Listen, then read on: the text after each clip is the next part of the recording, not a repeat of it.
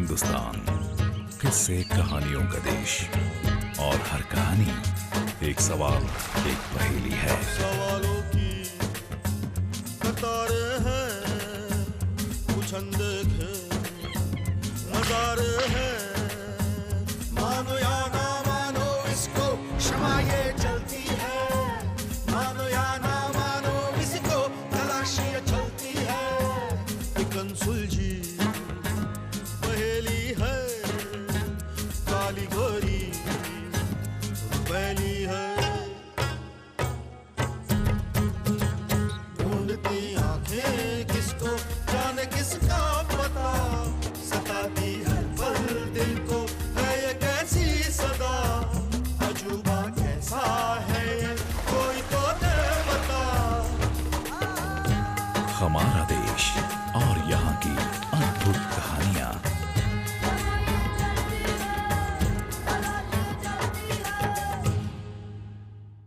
हमारा साया हमेशा हमारे साथ चलता है, हम कभी उसकी तरफ देखते भी नहीं हैं, हमें उसे उतनी अहमियत नहीं देते हैं। हमें लगता है साया ही तो है, लेकिन ये साया ही है जिसकी वजह से पहली बार हमने समय को नापना सीखा, जिसका सबूत हमें जंतर मंतर में मिलता है। लेकिन समय को नापने के साथ साथ साया का एक और विचित्र रूप है इंसान के भविष्य को जानना। इसे छाया शास्त्र कहते हैं।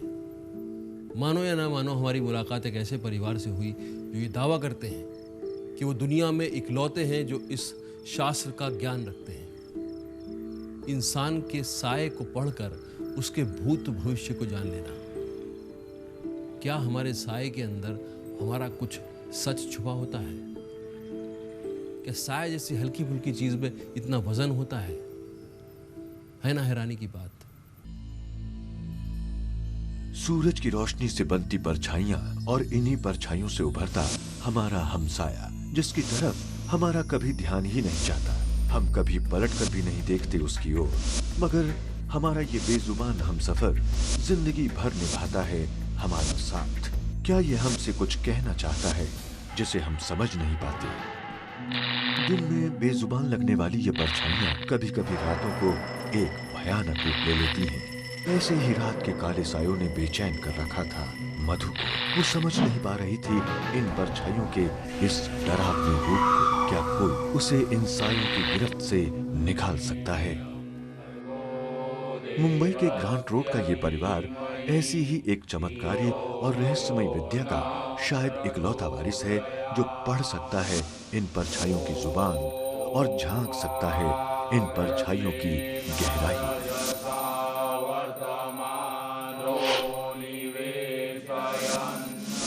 बंद आंखों में दिखने वाले साए भी अब जागते हुए मधु को परेशान करने लगे थे, जिन्होंने उड़ा रखी थी मधु की रातों की नींद।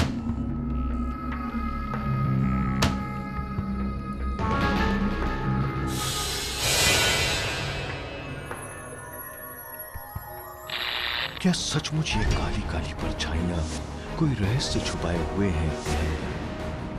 क्यों ये बेजान आकृतियां ले लेती हैं भयानक और खौफनाक रूप? इधर मधु की परेशानी इस कदर बढ़ चली थी, परछाइयां हर पल हर घड़ी मधु को धकेले लिए जा रही थीं दहशत की गहराइयों में। मधु को परछाइयों ने इस कदर डर के समंदर में डुबो रखा था कि वो चाहकर भी इससे उबर नहीं पा रही थी। वो लाख कोशिशों के बाद भी समझ नहीं पा रही थी अपने साथ चल रही परछाइयों की दहशत भरी आंख मिचौली का रहस्य। और तभी टीवी पर उसे दिखाई पड़ता है।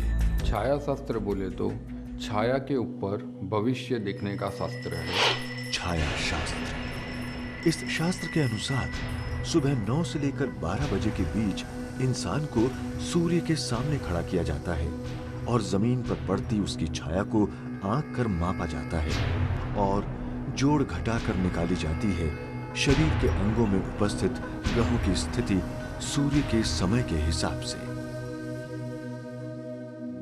और फिर सूर्य संहिता के आधार पर मिले हुए जवाबों से बताया जाता है उस इंसान का भूत, वर्तमान और भविष्य।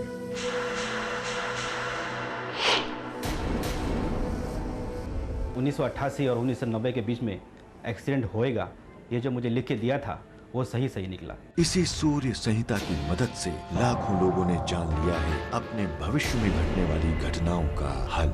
उसने मुझे बताया था कि ये महीने के अंदर तुम्हारे पिताजी का देहांत हो जाएगा, मेरा भाई का हो जाएगा, माँ का हो जाएगा, इस महीने के अंदर तुम एक घर छोड़ दोगे, इस महीने में तो घर में वापस आ जाओगे। I was really surprise. और इस महीने में मेरा हुआ है। मधु को लगता है कि शायद ये इंसान ही बता सकता है उसकी जिंदगी में परछाइयों की अनबूझ पहेली का राज। और उसके कदम उसे खुद ब खुद ले जाते हैं ग्रांट रोड के इस घर तक। सीढ़ियां चढ़ती मधु के अंदर हजार सवाल दस्तक दे रहे थे। वो समझ नहीं पा रही थी क्या सचमुच उसे मिल जाएगा उन खौफनाक परछाइयों से छुटकारा। मधु छाया शास्त्री अनिल आचार्य को बताती है कि आजकल वो एक खौफनाक दौर से गुजर रही है। सपने में उसे लगता है कि कोई परछाई उसे जान से मार देना चाहती है और सपने की परछाई हकीकत बन उसे हर पल हर क्षण दहशत में रखे है। अनिल आचार्य ने सूर्य संहिता से बनती उसकी परछाई का माप लिया और तमाम गणनाओं के बाद सूर्य संहिता के पन्ने में लिखे उसके भविष्य के बारे में बताया। आने वाला बेटा एक हफ्ता आपके लिए कष्टदायी और उसे बड़ी सावधानी से रहना होगा। ऐसे ही सवालों में उलझी समय का इंतजार कर रही थी मधु। और एक दिन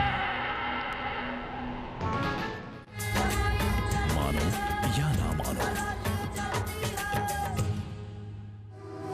मधु के दिन इसी उधेड़बुन में बीत रहे थे कि न जाने आने वाले दिनों में उसके साथ क्या अनहोनी घटना घटने वाली है। फिर भी उसने बरत रखी थी थोड़ी सावधानी।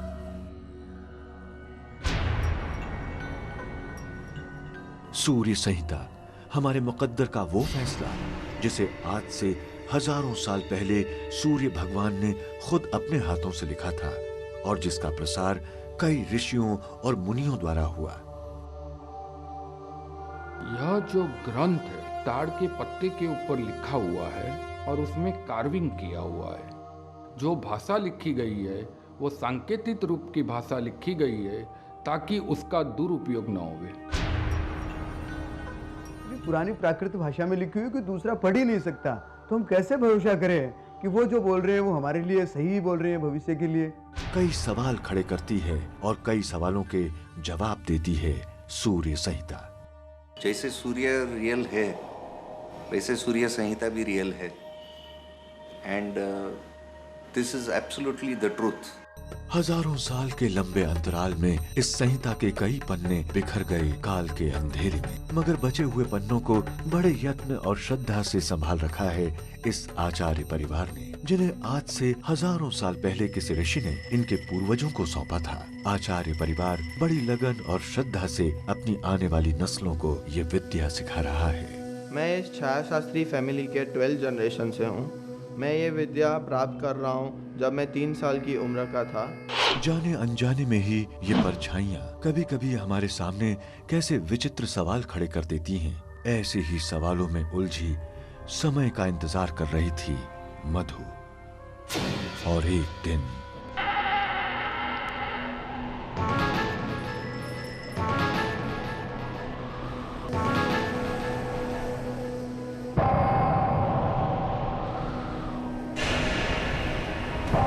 मधु की सावधानी काम आई। उसके घर में तैनात पुलिस ने उस शख्स को धर दबोचा जो कभी मधु का प्रेमी हुआ करता था और मधु ने उसके प्रेम प्रस्ताव को ठुकरा दिया था, जिससे खफा हो वो उसे जान से मारना चाहता था। ऐसे ही किसी अपने से जानलेवा हमले के बारे में अनिल आचार्य ने पहले ही आगाह किया था मधु को। उनके कहे अनुसार मधु ने पहले से ही अपनी सुरक्षा के इंतजाम कर रखे थे और सूर्य संहिता की भविष्यवाणी ने मधु की जान बचा ली। आज मधु बेखौफ है किसी भी डर से। रेखाओं और परछाइयों का अद्भुत संसार रचाती सूर्य संहिता, जिससे लाखों लोगों ने पाया अपनी परेशानियों का हल। सूर्य के उदय और अस्त के साथ साथ बदलता है छाया का आकार, तो क्या इन बदलते आकारों के साथ साथ बदलता है हमारा मुकद्दर? ऐसे ही न जाने कितने सवाल सदियों से अपने सूखे पत्तों की तहों में दबाए हुए है ये सूर्य संहिता। क्या सचमुच बोलती हैं ये बेजान परछाइयां? छाया शास्त्र की पुरानी विद्या सूर्य संहिता हमें जितने जवाब देती है उतने ही हमारे सामने सवाल भी खड़े कर देती है।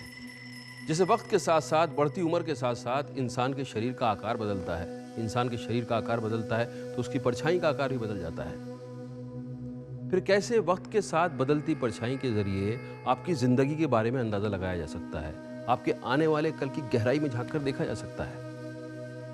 फिर 9 से 12 बजे के बीच का समय, गर्मियों में इस समय सूरज ऊपर होता है, सर्दियों में नीचे होता है। फिर इस निश्चित समय के मायने क्या रह जाते हैं परछाई पड़ने के लिए? पर इन सब सवालों के बावजूद कुछ लोगों का मानना है कि धरती पर पड़ने वाला आपका साया आपके आज पर ही नहीं, आपके आने वाले कल पर भी असर डालता है ना? सोचने वाली बात है। आपके पास कोई अद्भुत पहेली? हमें लिखिए, हम उसे समझने की, सुलझाने की कोशिश करेंगे अगली बार। हिंदुस्तान किस्से कहानियों का देश, और हर कहानी एक सवाल, एक पहेली है। सवालों की कतारें हैं, कुछ अनदेखे नजारे हैं। मानो या ना मानो इसको क्षमा ये चलती है, मानो या ना मानो इसको तलाशी ये चलती है। एक अनसुलझी पहेली है, काली गोरी पहली है। ढूंढती आंखें किसको, जाने किसका पता, सताती हर पल दिल को है ये कैसी सदा। अजूबा कैसा है ये कोई तो दे बता। हमारा देश और यहाँ की अद्भुत कहानियाँ।